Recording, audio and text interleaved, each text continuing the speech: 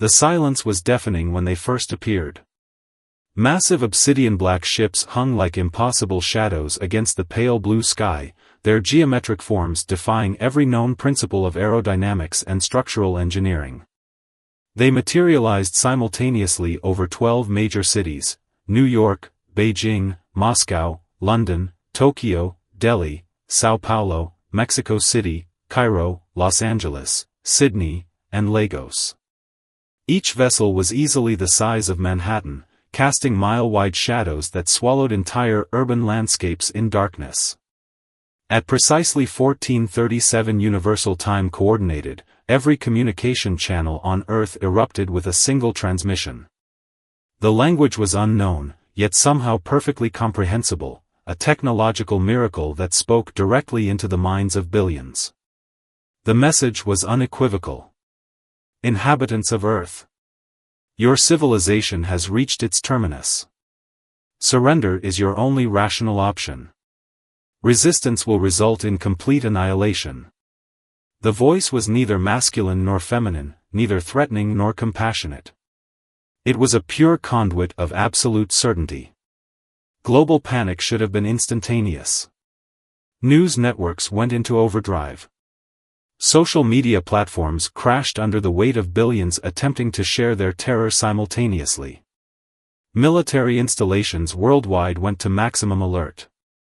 Yet something strange was happening. Beneath the surface of expected chaos, there was an unexpected current of calm.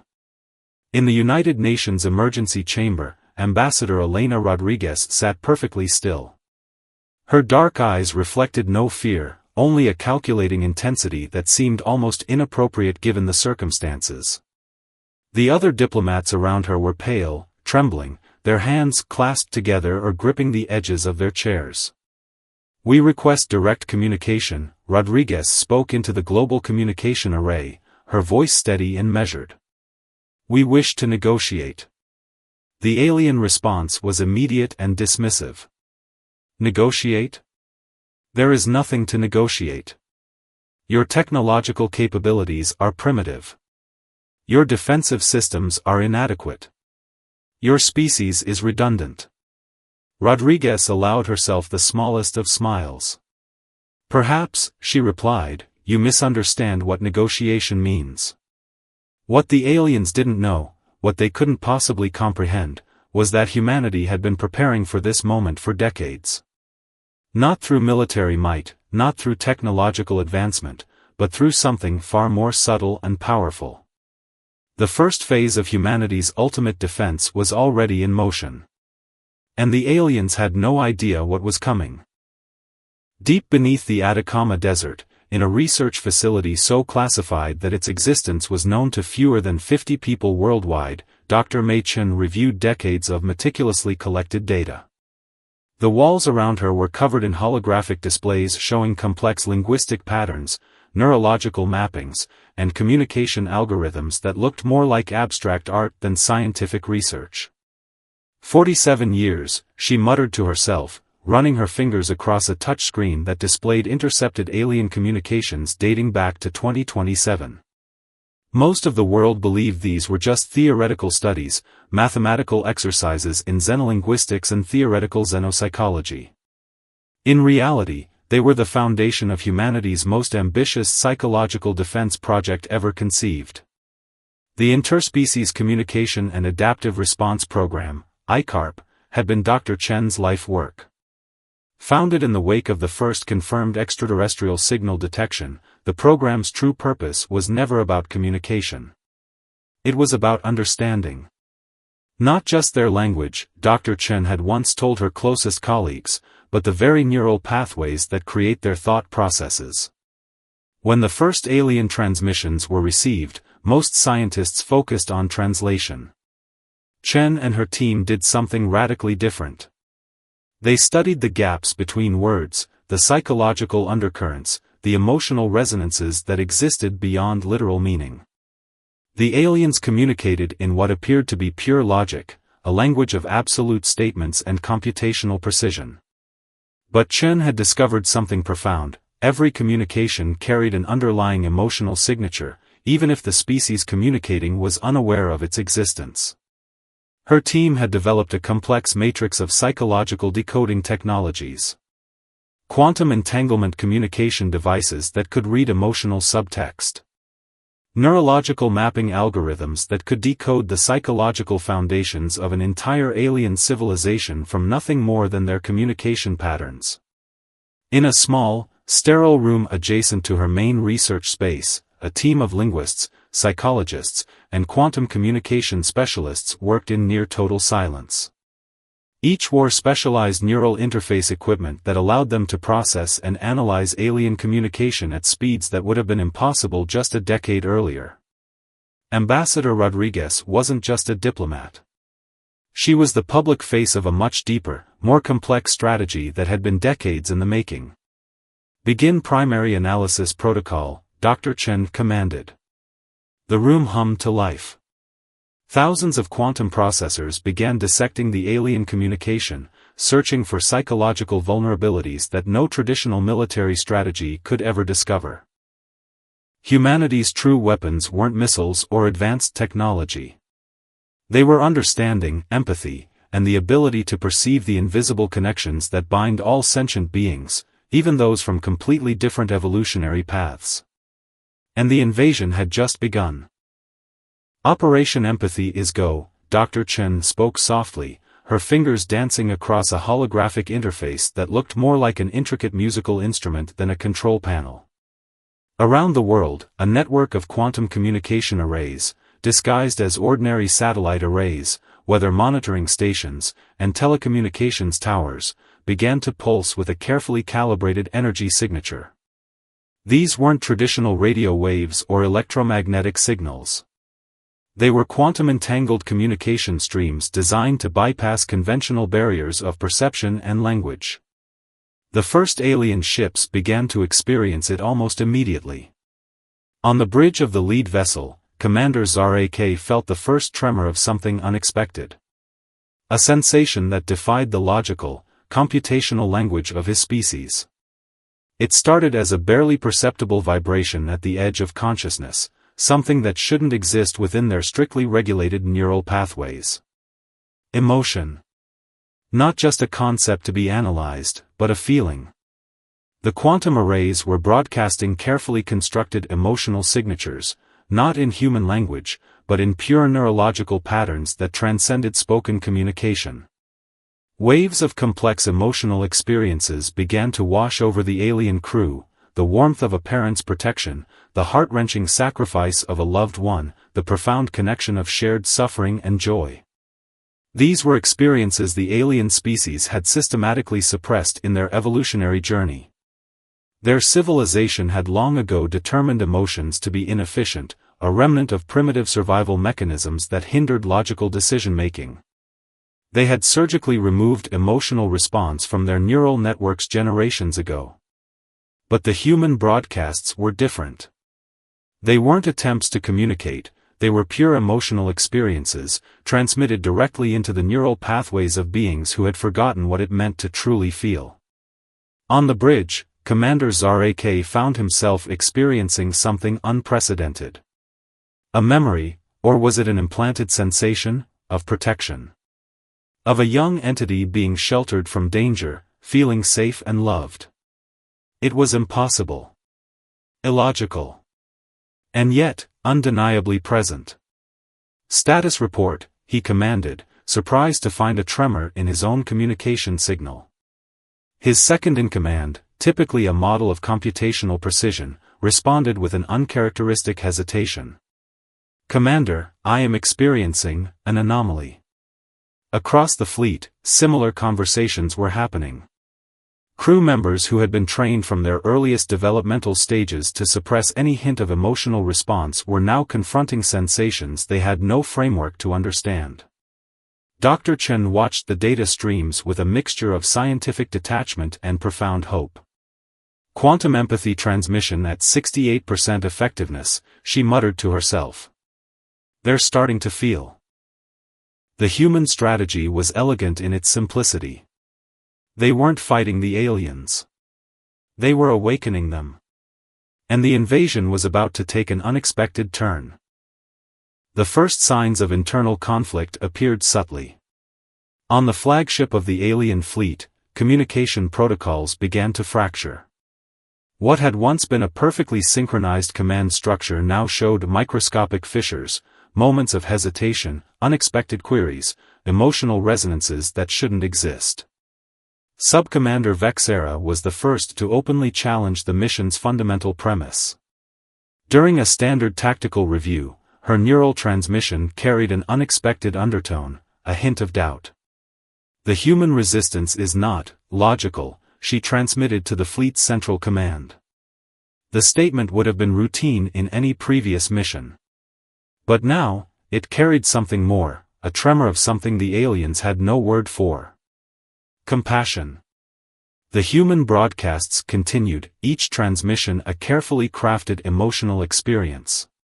One moment captured the raw grief of a mother losing a child. Another transmitted the profound joy of a family reunion. Some showed acts of extraordinary sacrifice, individuals giving everything to protect those they loved. These were not just messages. They were experiences.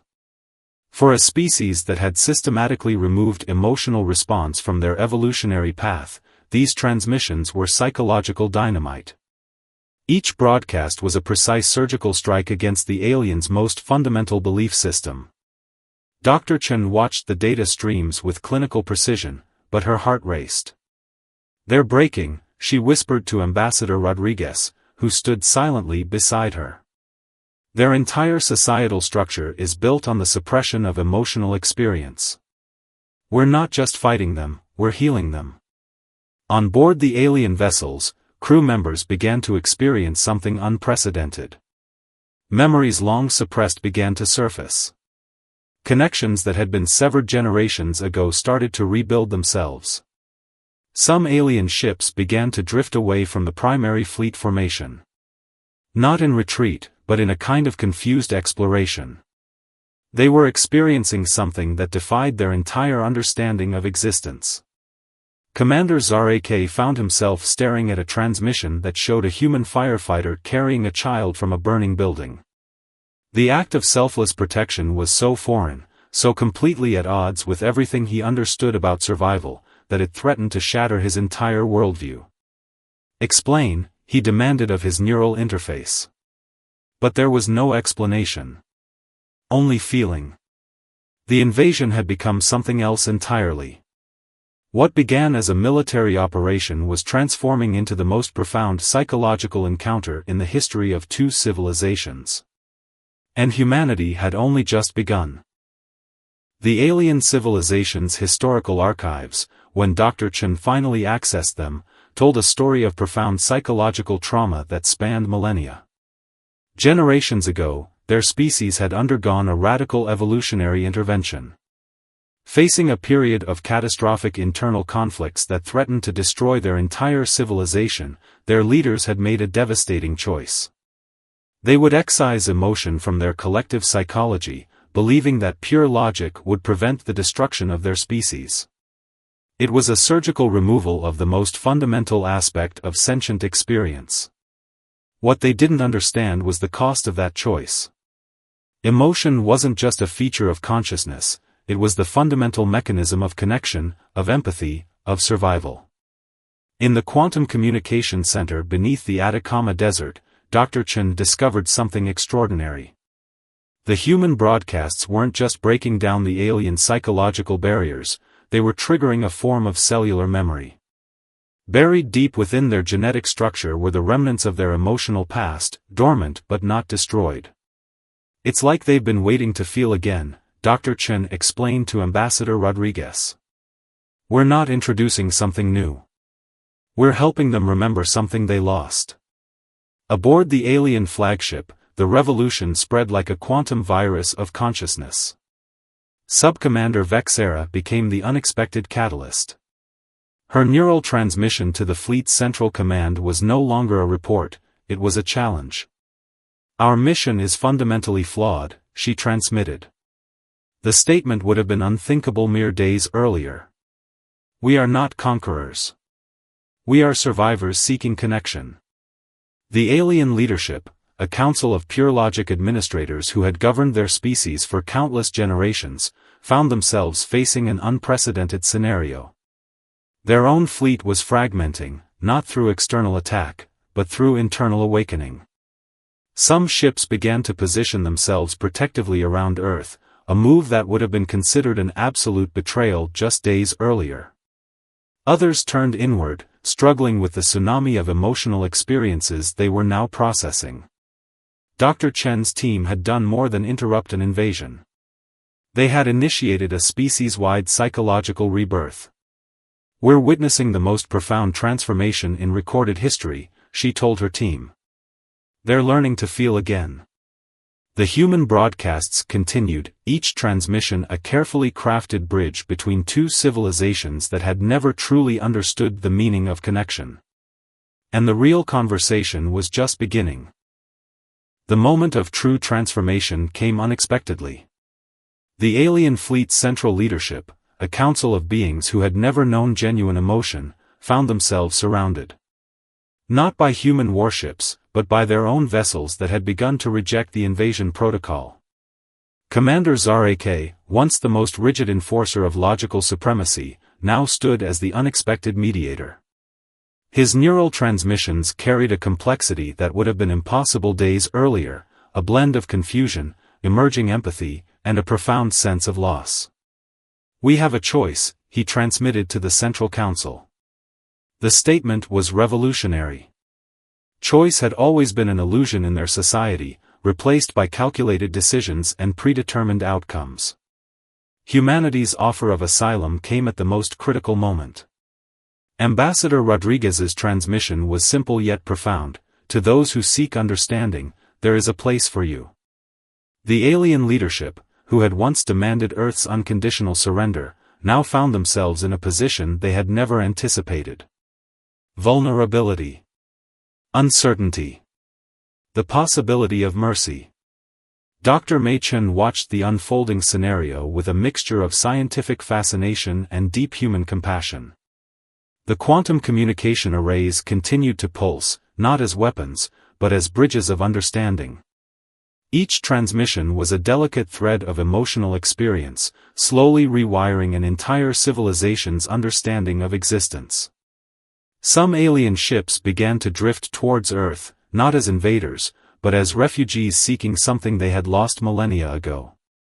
Connection. Feeling.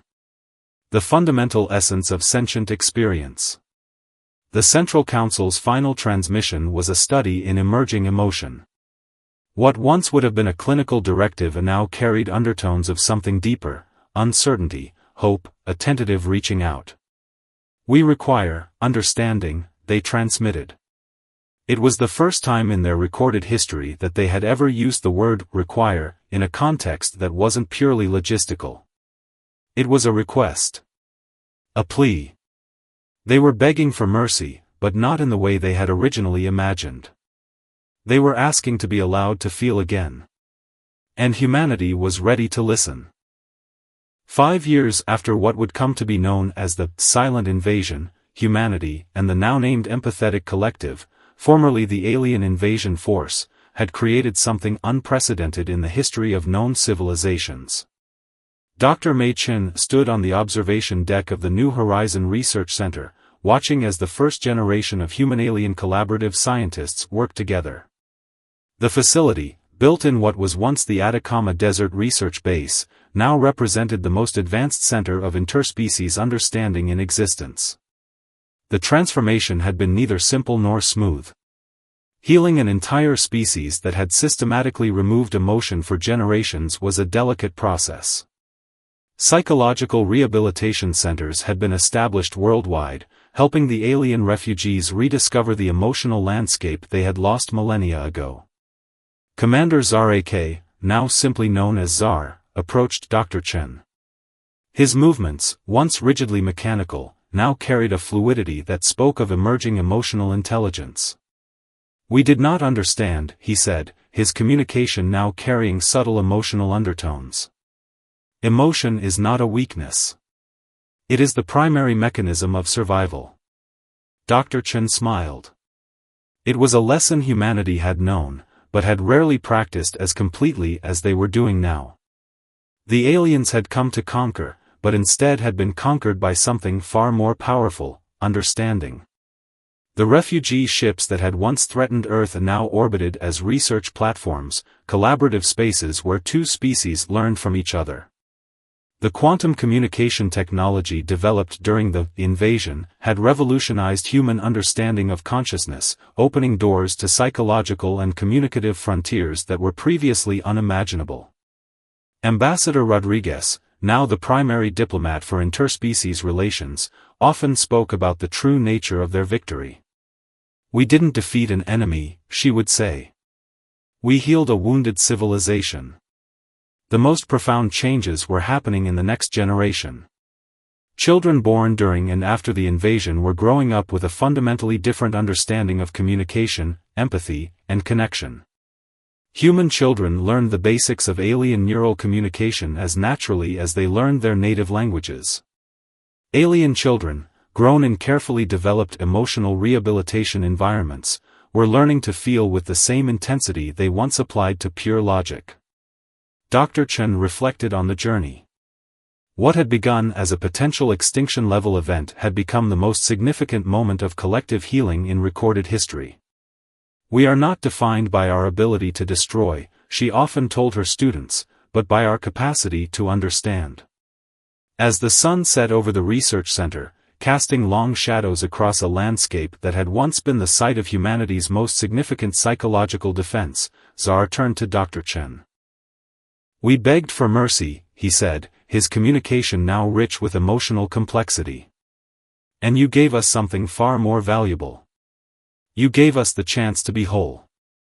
And in that moment, both species truly understood what it meant to be